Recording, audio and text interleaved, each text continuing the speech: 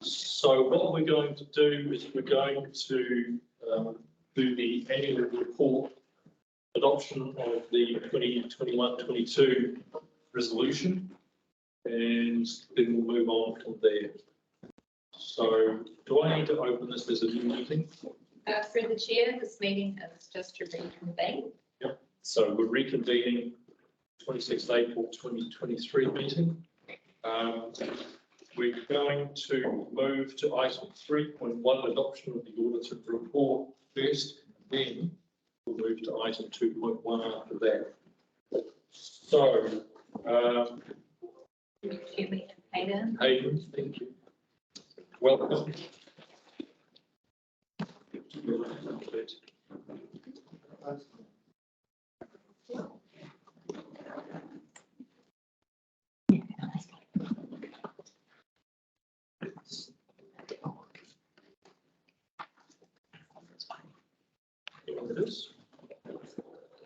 Page 164, if anyone's having the same issues that I have.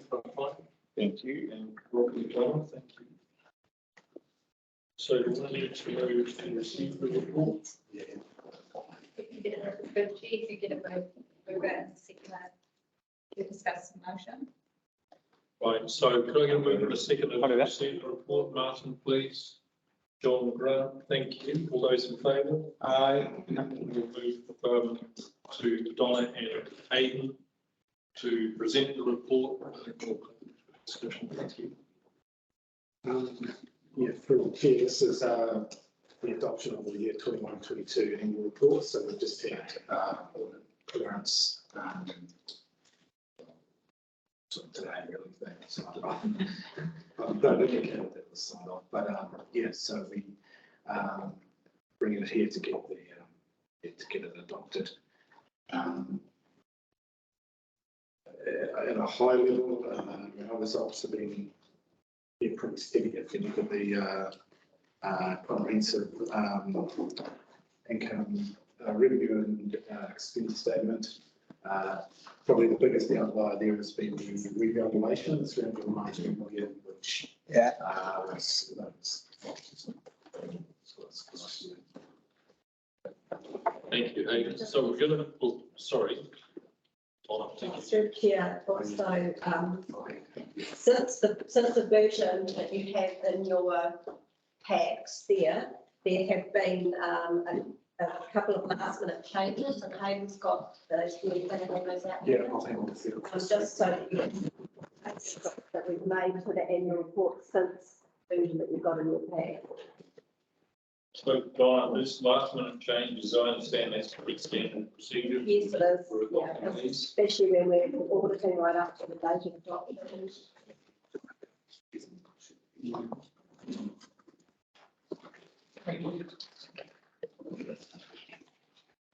Unless you pull the table. Okay.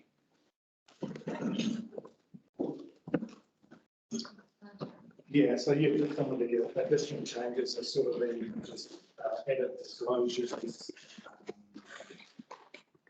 just some presentation items that requested. So, Thank you. So we're going to take the report as read for obvious reasons. I'll open it up for discussion. Yeah. Yeah, I just want to make comment. I just think it's a good report, really. It looks as we're in fairly good shape. It sets us up for the year really well. The revaluations is obviously the big one, and we're trying to take a hit over 1 year and then readdress it next year. So my thanks to the efforts that have gone into it, and it looks positive. So well done. Yeah, I have a question. The adjustments to draft annual report. There's a PDF there, and I think it's on page 2 coming up, relating to solid waste, rubbish and recycling. And there's the green on the right. Gary, can I just ask you to clarify which page you're on? Just well, if you go onto the website, because I'm looking at it's called adjustments to draft plan. Or The information. bottom one, you think you probably have to look it on your website. It's not on there. There's 3 attachments. And it's the 3rd attachment. So through the chair, you're referring to the adjustments page, not the actual annual report. Right. Okay, so the question is about the adjustments page. Now, my question is, it talks about solid waste, and after comprehensive procedures processed through the financial year, the next contract for solid waste was awarded to begin on 1st of September 2023. Now, my question is that contract conditional upon the council approving the solid waste plan, which we haven't yet approved? Is there an out clause in there if, say, the council says, no, we don't approve the waste plan? Are we committed to it in any event? No, it's a contract. We are here to approve the audit report for the annual plan.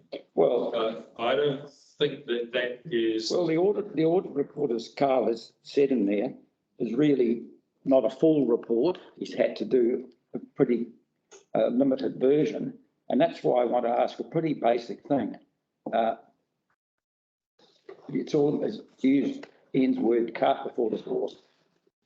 Are we passing contracts before we've gone through the consultation process in regard to whether or not we should be doing something?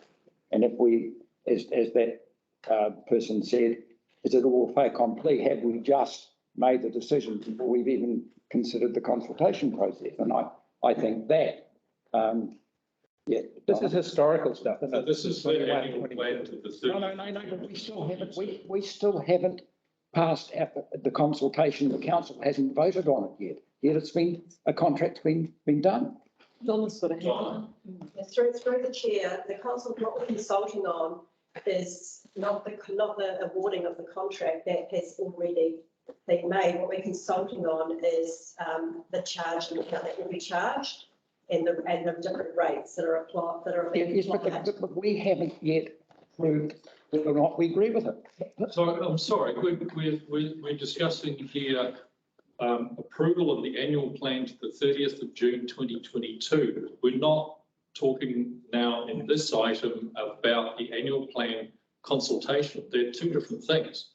So can I take us back? Well, I don't know if they are. We're talking about the audit report for the annual plan to the 30th of June 2022. They're not the same topic. I'm a bit confused, Councillor Gottlieb, about the question. It's the annual report. Well, I know Carl Whistles is listening in. You heard my question, Carl? Hi, through you, Chief. Good afternoon, and thank you, members. Sorry, I can't switch on my camera. I'm not one of those that can. So just a few things. As the Mayor pointed out, we're here to point out or to adopt the annual report, which we've audited, and the summary annual report. And you should have 2 audit opinions with you, a longer one and a shorter one, to be, I think, to make it quite simple. Those things speak about the financial statements that come up until the 30th of June 2022. I think the only thing that we've had to do with the solid waste, or no, the waste disposal contracting was Audit New Zealand did a probity audit at MPDC, where the 3 councils jointly conducted a procurement process for the waste disposal services.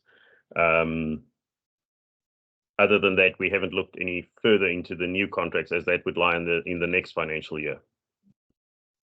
Right. Thank you, Carl. So as far as I'm aware, the annual report as of 30th of June 2022 is the point of discussion, and I'm not sure that I understand when you talk about consultation that it refers to what we're discussing here.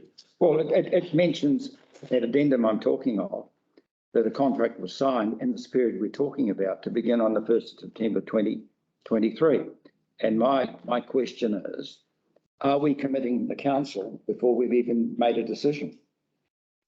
Quite simple. That decision has been made. Yeah. I understand. So Aileen, did you have a comment on this? Yes, so going back in time, the decision to go through that tender process was made as before my time, so it was made by previous councils. As I understand it, the basis for that was set out in the last LTP, and the process that then transpired around procurement took several years. And yes, Audit New Zealand did appropriately audited that process. I arrived here just as that process was being concluded and it was coming to council for sign off. Councillors will recall that we had a long meeting where we discussed the tender process, and the councillors resolved that we would accept the tender from Waste Management. So since that time, the staff have been working through finalising that tender. So the only thing left now is finalising the details that we've signed it. We're finalising the details to be effective on 1 September. Yeah, Is correct. that correct? Yeah, through the chair. So as Donna correctly said, all we're consulting on currently, not to bring us onto the annual plan, but is around the charging, the charge structure, which are the three options for a charge for the pay as you throw. Everything else has been resolved. We did the consultation on food waste. It was a special consultative process that we went through last year. So yes, I understand we've done a number of different things, but yeah, the decision to go with that contract was made, I think it was in August last year. So, and just to be clear, the tender is not something that's open for public consultation. Correct me if I'm wrong. That is a commercially sensitive process, which is not open to the public on any level. Sure, it's open to councillors. Open to The council. councillors, we're entitled to see it. Were you not part of that process? We were all here. Speak from the. Sure, but there was no clause in there to say if the council does not approve the waste plan, this will not proceed. So it sounds like through the chair, it sounds like we're talking about the WMB, the Waste Management and Minimisation Plan, which we still have to land. No, The WMB is not going to change the contract as such. So the WMB, if that's what we are talking about, that's not what we're talking it's not, about. okay?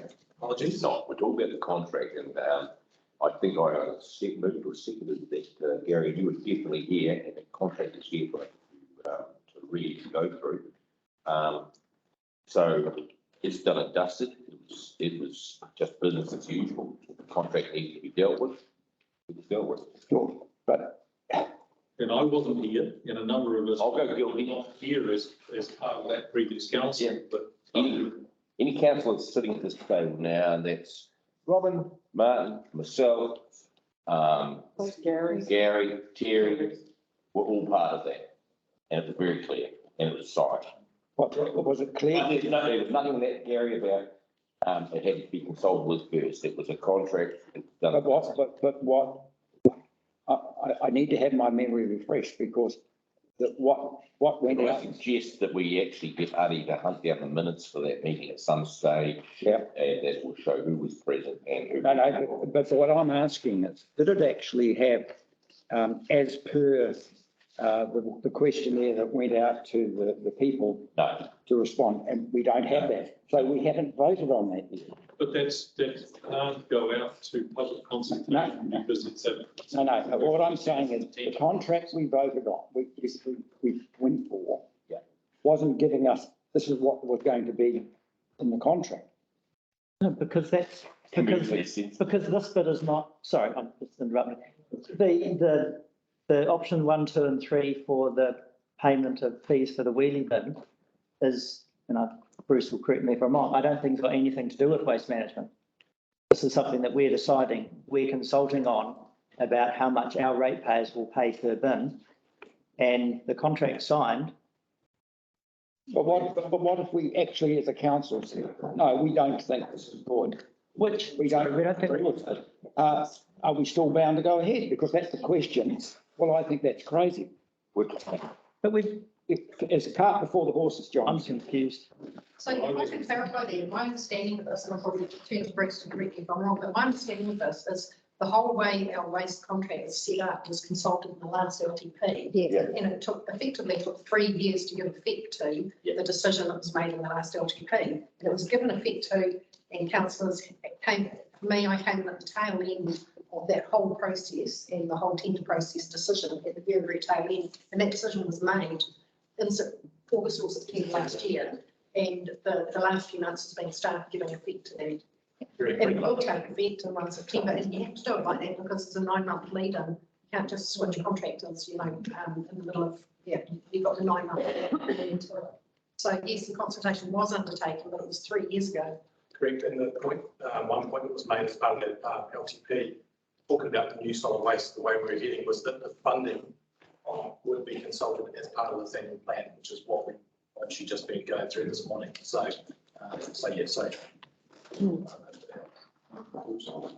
So those of us who were not part of the previous council were a little bit out of our knowledge zone here because we were not part of that. But my understanding is that previous council went through the process, saw the tender, saw the process, signed it off as a council.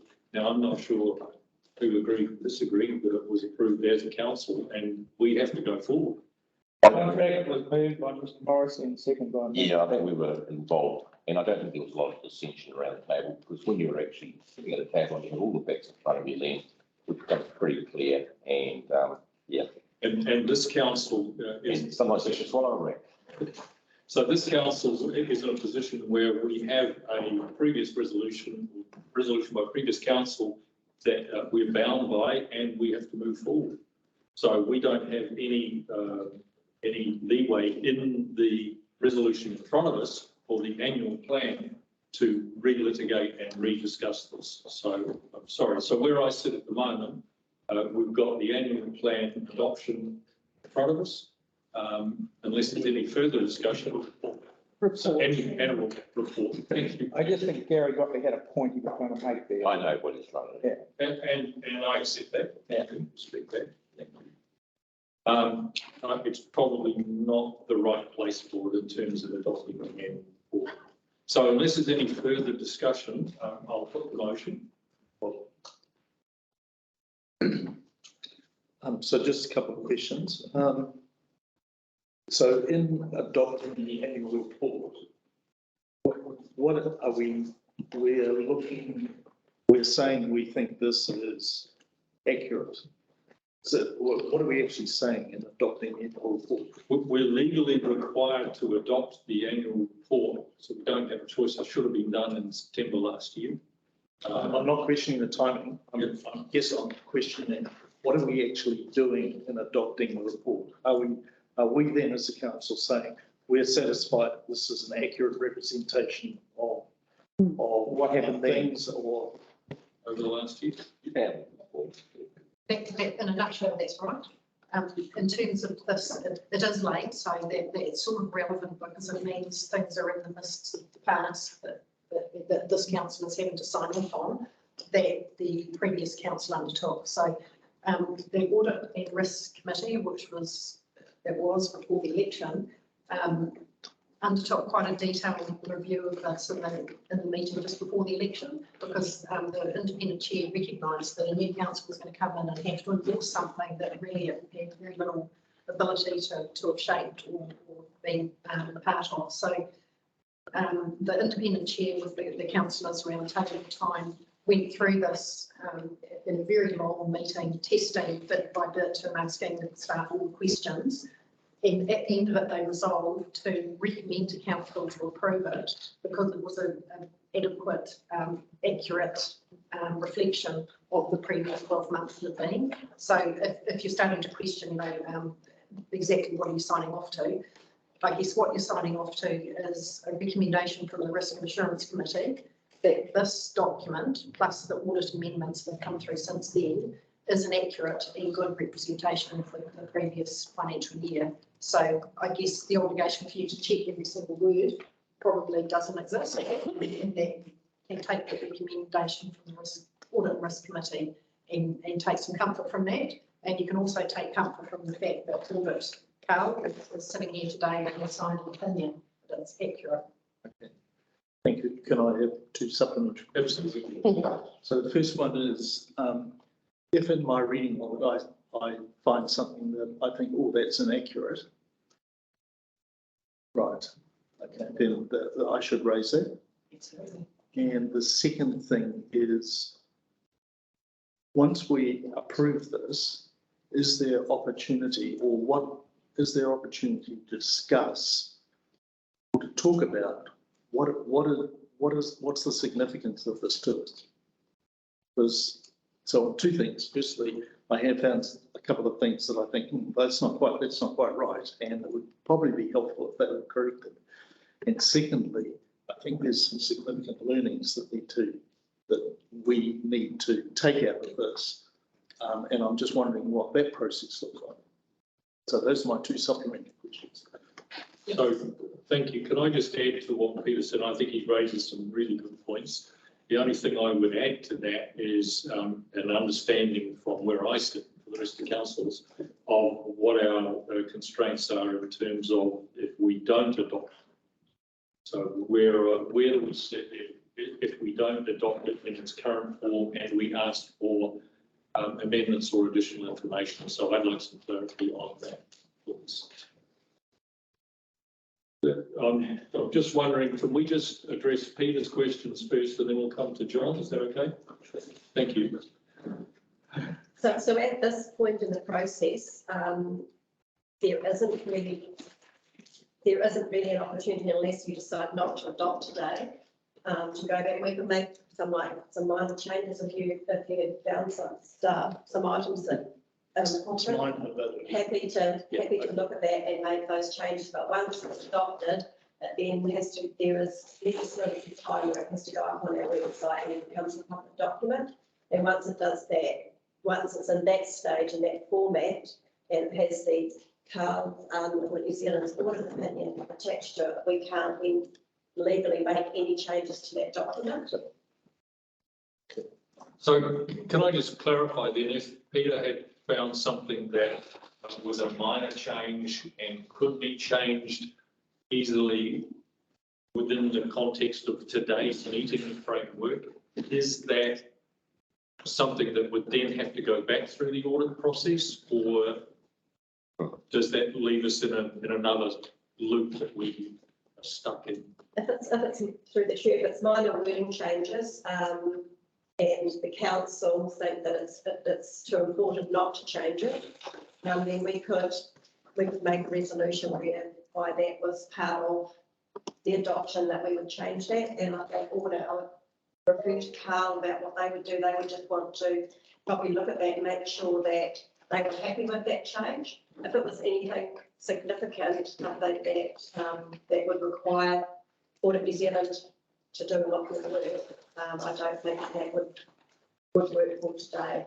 That would create a problem for us. Have you got those changes available so we can look at them? Yeah. So if it's minor and doesn't change the actual outcome of it, I think that's acceptable. We refer back to Carl, Carl's put his hand up. put his hand up, just to get some clarity on where that would put us. Carl?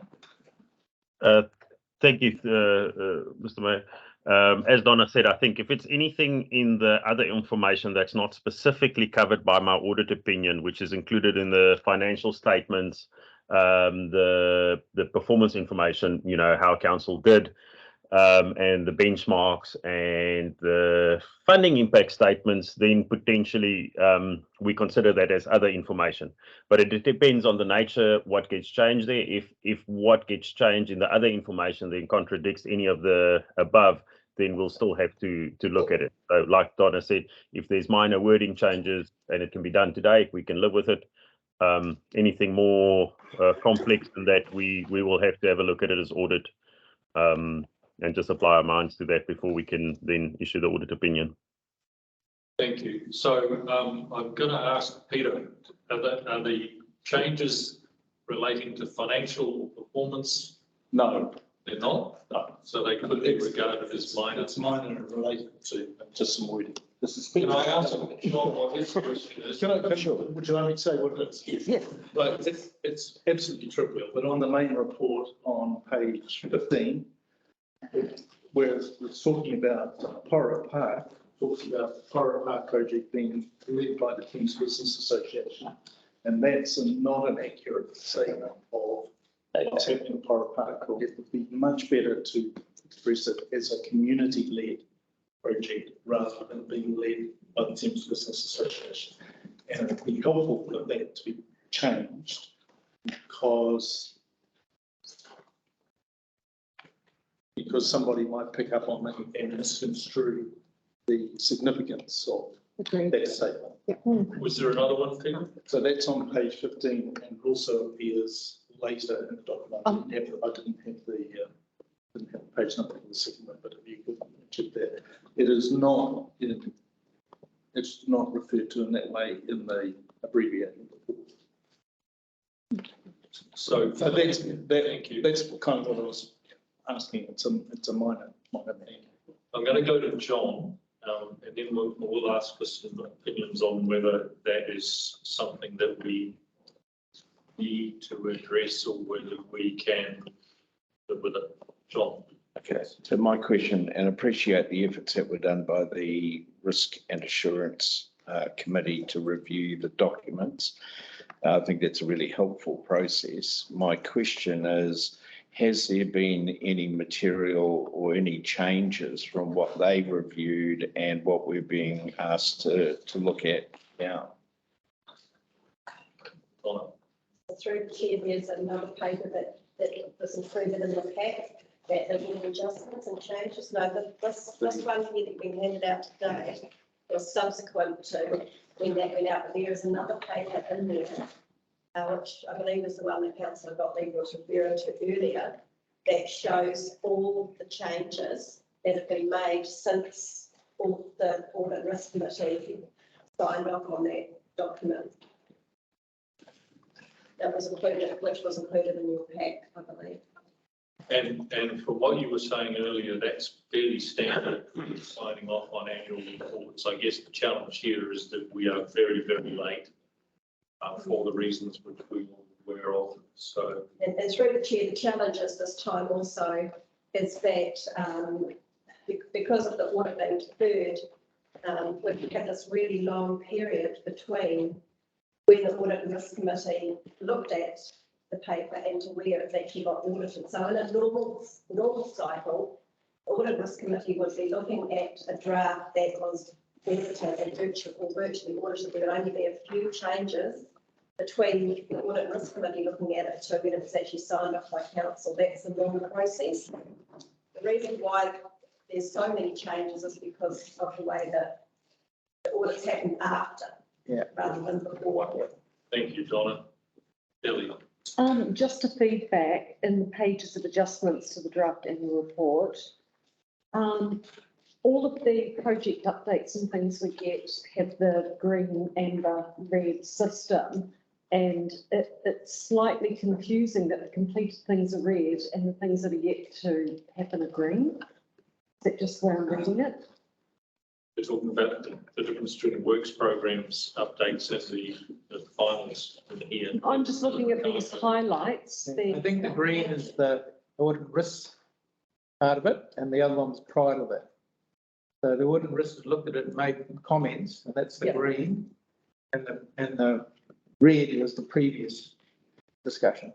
Yeah, that's the change. Oh, okay, got it. Highlights there. Because there are also things that were completed that were in red, and then things that were yet to be completed were in green. Yeah, it's a little bit confusing. It is, yeah, it's just that, it's just an observation that whenever we look at a project report or whatever, we have that traffic light system, and that's, it just sort of threw my reading off that. Okay, so we'll circle back to. No, it's just my second question. Was just where do we get opportunity to discuss or talk about the things that are highlighted in the report that are relevant for us to be thinking about that forward? So my understanding is, and I'll put some on this if that's okay. Today's purpose is to sign off on the annual report because it's really important part of our process that we put a line in and move past that. Then all of our other council processes, annual plan and LTP are part of that. You know, we pick up from this and move into the AP and the LTP, but not in this this. We've got to draw a line under this. So if I come back to your questions about Porrick Park, are they significant enough that we need to change them? Can we change them without starting the cycle again, or we note them in minutes, or how can we do that? Well, through the chair, I believe, and I'll get Carl Reese to confirm it, but I believe it's just a minor word change. And it's in the section that isn't affected by this audit opinion. So I believe we can just change those words, make those changes. Carl agrees. Yes, Chair. Carl agrees. Thank you, Carl.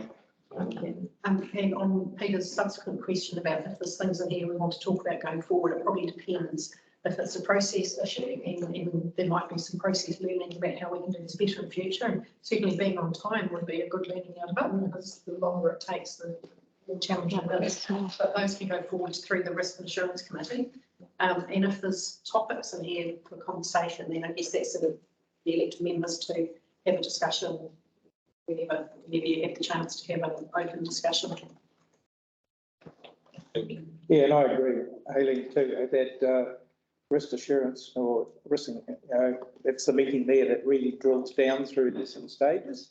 And it's a great opportunity to spend the time understanding what's happened over that period. Now we're 9 months down the track. It's got a little bit fading away, but that meeting of risk assurance is really important. Just one last thing from me, through the chair.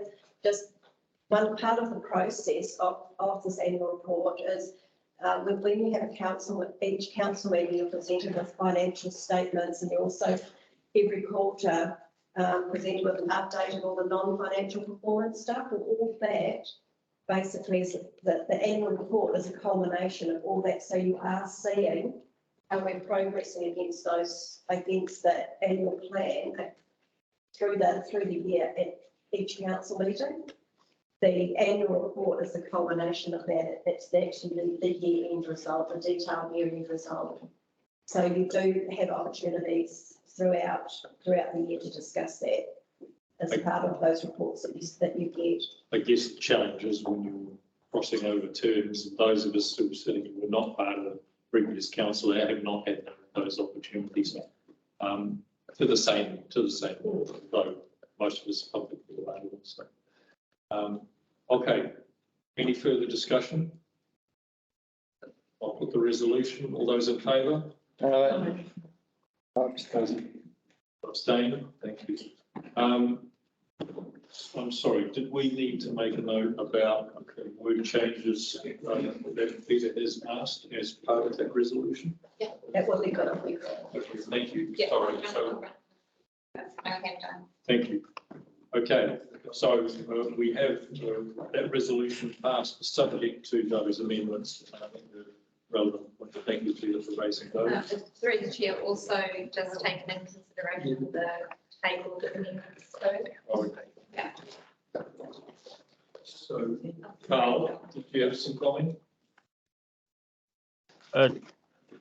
Mr. Mayor and councillors, I would just like to extend my thanks to the staff. You know, I know they were really busy and really hard pressed in this time that we were available to come and do the audit. So thank you to Donna and Hayden and Jesse and Leslie and Brenda and, you know, all of the team members that I've left out. The audit is a invasive process that looks backward, and it's a pretty thorough process, but we thank management for making themselves available and splitting themselves into two for the last month or so. Carl, thank you for that. We really appreciate it, and we understand that your team's been under pressure and you haven't had the number of people that you were hoping to have. So we appreciate your flexibility and your input into our process. Thank you very much. Appreciate it. Thank you, Chair. Okay, and my thanks also to Donna and Hayden and all the team. I know you were really under the pump to get this done. And it's taken its toll, I'm sure. So does that mean on page 107, we can now put the date for the closing of the date and closing? Thank you so much.